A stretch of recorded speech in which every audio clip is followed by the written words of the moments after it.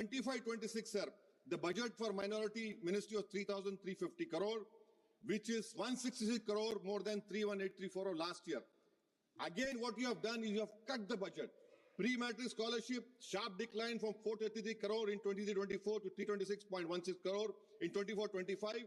Now it is 195.70 crore. Pre-matric, the highest dropout rate in India are the Muslims. Please conclude. So I am concluding, sir. Actual spendings is even lower. In 23-24, only 95.80 crore utilized, 90 crore released in 24-25. Merit come means the same thing, sir.